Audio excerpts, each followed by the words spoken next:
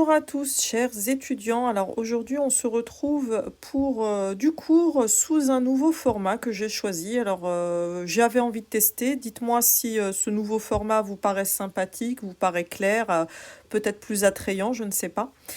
Alors, je vais illustrer ça sur le chapitre développement limité. Donc, voici la table des matières du chapitre donc, que je mets à disposition en format imprimé avec le lien que vous trouverez dans la description. Alors, juste pour rendre tout ça un petit peu plus digeste, je vais quand même couper ça en trois. Donc, en trois vidéos. Donc, la première partie où je vais traiter des généralités avec la définition et donc des propriétés autour du développement limité, en ajoutant à cela la formule de Taylor. La deuxième vidéo qui sera peut-être un petit peu plus conséquente, où on va parler des opérations sur les développements limités, comment les faire avec tout plein d'exemples. Et puis pourquoi pas y ajouter la liste des développements limités. Et puis une troisième vidéo où on ne mettra que les applications des développements limités. Alors c'est parti pour les généralités. À commencer évidemment par la définition d'un développement limité d'une fonction f qui va être définie sur un intervalle i qui va contenir 0 ou au moins d'extrémité 0. Et donc on va dire que cette fonction f possède un développement limité à l'ordre n en 0 si je vais pouvoir trouver des constantes à 0 à n pour pouvoir écrire f de x sous cette forme-là. Donc comme vous pouvez le constater, là il y a une espèce de petite partie polynomiale, donc ici de degré n, avec un petit taux de xn. Alors ça, c'est un ensemble où on va mettre toutes les quantités qui vont être négligeables devant x puissance n, donc au voisinage de 0, puisqu'ici je parle de développement limité au voisinage de 0. Donc vous l'aurez compris, hein, le développement limité, c'est une propriété, c'est quelque chose qui est local, puisqu'on parle d'un voisinage. Alors, par rapport à l'écriture du petit taux, vous verrez certainement que dans plusieurs livres, on trouve des notations différentes. Notamment, on retrouve souvent cette notation-là. Petit xn fois epsilon de x avec epsilon de x qui va être une fonction qui va tendre vers 0 quand x tend vers 0. Et donc, évidemment, c'est tout à fait équivalent. Donc vous avez, comme je le disais, cette partie polynomiale qu'on va appeler la partie régulière de f. Alors, en exemple, si on a une fonction qui va être dérivable en 0, alors à l'ordre 1, son développement limité sera nécessairement celui-ci. Donc f de x qui est égal à f de 0 plus f' de 0 fois x plus petit o de x. Alors il faut savoir que là, dans ce cas précis, à l'ordre 1, la réciproque est vraie, c'est-à-dire que si f admet un développement limité d'ordre 1 en 0, ça veut aussi dire qu'elle est dérivable en 0. Mais attention, parce que ça n'est vrai que à l'ordre 1. D'accord ? Aux ordres supérieurs, ça ne sera pas nécessairement le cas. Alors, si je considère n'importe quel polynôme, il faut savoir que les polynômes admettent des développements limités à tout ordre. Un petit exemple, je prends 1 plus x à la puissance 4. Donc sous sa forme développée, voilà ce que ça va nous donner. Et ça obtient bien, on a bien un développement limité d'ordre 2. Tout simplement, il nous suffit de considérer la troncature, voyez ici à l'ordre 2, puisque en réalité, tous les degrés supérieurs sont des quantités qui sont négligeables devant x carré. Et donc, pour s'en convaincre, il suffit simplement de calculer évidemment le quotient, donc 4x3 ici sur x2, qui va tendre vers 0 quand x tend vers 0, ce qui prouve que cette quantité est bien négligeable devant x2, et donc je vais pouvoir la rentrer dans cet ensemble-là. Mais ce polynôme admet aussi un développement limité à l'ordre 7. Alors évidemment, on n'a pas de terme, puisque ici le degré du polynôme c'est 4. On n'a pas de terme supérieur à 4, ce seront simplement des termes qui seront nuls. Mais le développement limité à l'ordre 7 existe bien. Et d'ailleurs à n'importe quel ordre. Un autre exemple, en considérant la fonction f de x, vous voyez qu'il y a une petite partie polynomiale ici, et ici, alors c'est un petit peu moins polynomial, ça nous gêne un peu, et donc on aimerait bien le rentrer dans le petit taux de x3. Alors, c'est chose aisée, puisque si je calcule le quotient de x3 sur log de 1 plus x, divisé par x3, il va me rester log de 1 plus x, qui tend bien vers 0, quand x tend vers 0, et donc, effectivement, c'est bien un petit taux de x3. Et donc, ça nous donne bien, hop, un dl de f de x à l'ordre 3.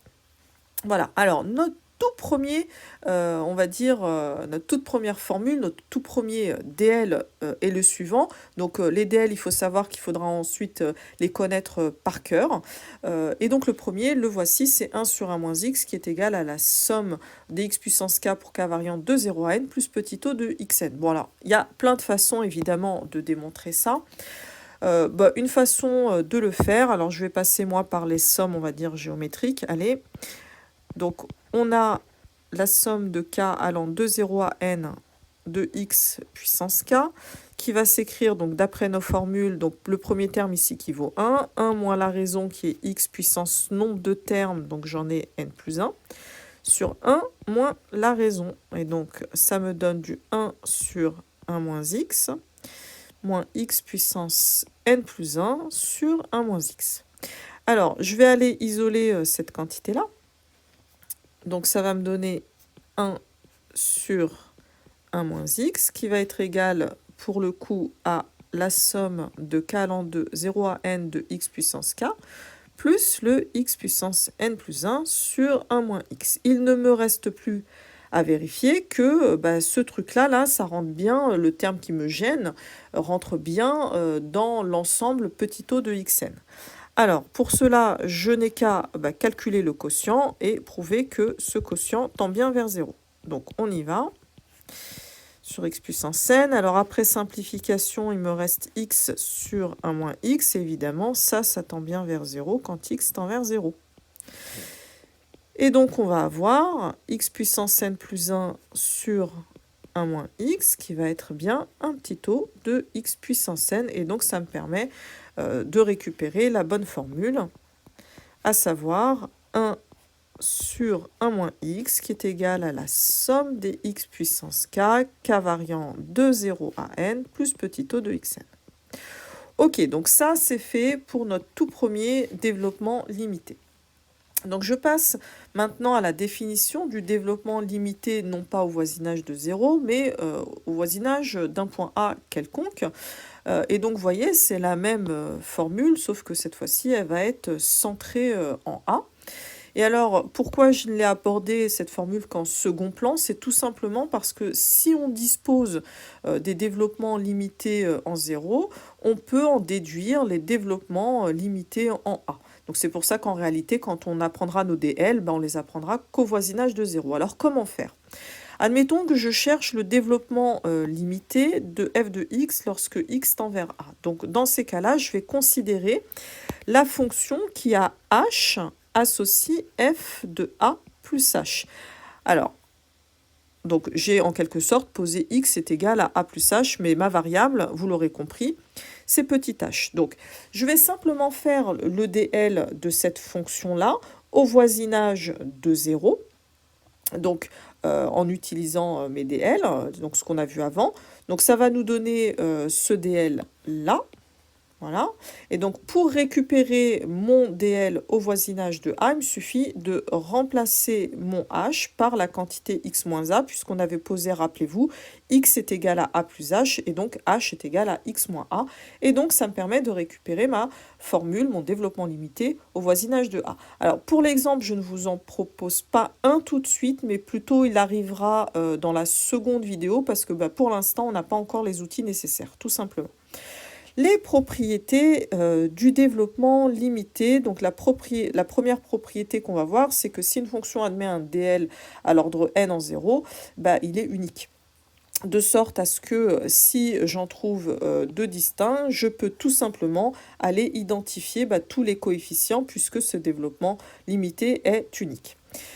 Ensuite, si j'ai une fonction qui est paire ou bien impaire, bien sûr, alors elle admettra, qui admet un développement limité en 0, un certain ordre, alors ce développement limité ne contiendra que des puissances paires, ou alors impaires, si la fonction était impaire. Alors évidemment, vous imaginez bien que la réciproque est fausse, puisque tout simplement, on comprend bien que à nouveau, il s'agit uniquement d'une propriété locale. Admettons que ma fonction soit paire au voisinage de 0. Écoutez, en dehors de 0, il peut se passer un petit peu ce qu'on veut. Donc, il n'y a pas de raison que, effectivement, un DL avec des termes pairs au voisinage de 0 va impliquer que la fonction soit paire. Ok.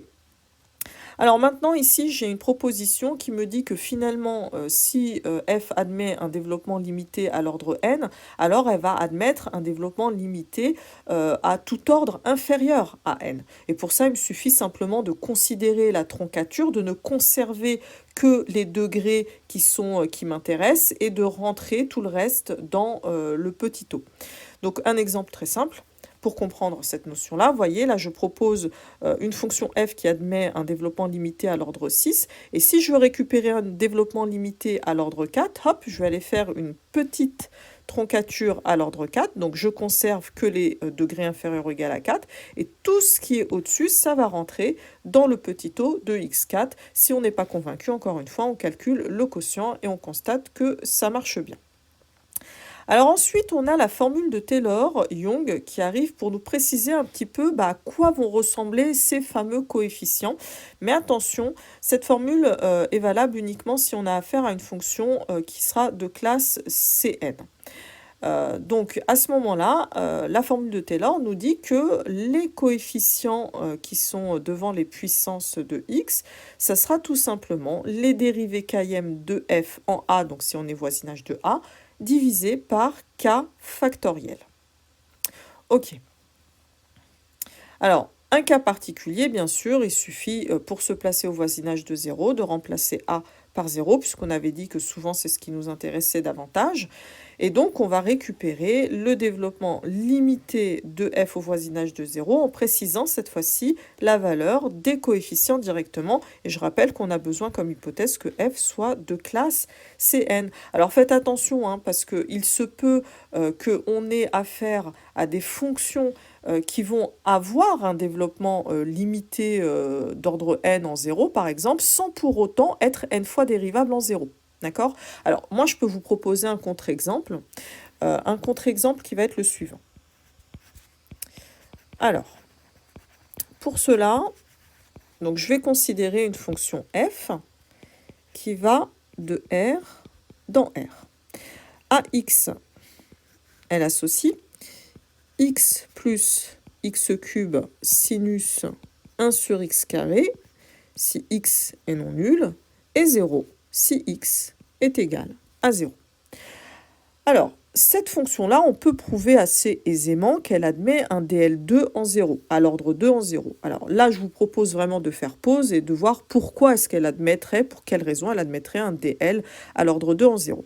Mais la raison, elle est très simple, c'est que si je considère, donc là j'ai une première partie qui est polynomiale qui vaut x, et donc le terme qui me gêne, c'est le x cube sinus 1 sur x carré, qui en réalité n'est pas si gênant que ça, puisque ça c'est un petit taux de x carré au voisinage de 0. Encore une fois, faites le quotient, il tend vers 0, ça marche bien. Donc, on va avoir f de x qui va pouvoir s'écrire x plus petit taux de x carré. Et donc f admet bien un dl2 en 0. Ok. Sauf que f, en réalité, n'est pas deux fois dérivable en 0. Elle n'est pas deux fois dérivable en 0. Alors là, je ne vais pas le faire parce que c'est un petit peu calculatoire, donc ça demande un peu de temps et puis ce n'est pas le sujet de ce cours-là. Mais vraiment, je vous invite à le faire, à montrer que cette fonction est une fois dérivable, mais qu'elle n'est pas deux fois dérivable et que donc elle n'a pas en 0, bien sûr, hein, la problématique se pose en 0. Voilà. Et donc voilà pour notre contre-exemple. Donc je vous invite vraiment à vérifier que vous avez affaire à une fonction de classe Cn. Un petit exemple, on a ici par exemple la fonction exponentielle qui est de classe C infini, donc ça c'est plutôt cool. Et en plus, ces dérivées sont très faciles à calculer puisque la dérivée d'exponentielle x vaut exponentielle x, et donc toutes les dérivées vaudront exponentielle x. Et vous voyez, du coup, on aura ce coefficient-là qui sera simplissime, puisqu'à chaque fois, ça vaudra exponentielle 0 qui fait 1. Et donc ça me permet de récupérer le développement limité en 0, toujours, hein, de exponentielle x, qui va s'écrire la somme de k allant de 0 à n de x puissance k sur k factoriel plus petit o de x puissance n. Donc ça, c'est notre deuxième développement limité qu'on a maintenant à disposition. Alors, pour appliquer la formule de Taylor, je vous propose encore un exercice. Alors, pour faire l'exercice, à nouveau, vraiment, faites pause, il n'est pas difficile, hein, faites-le avant de regarder la correction. C'est comme ça qu'on apprend.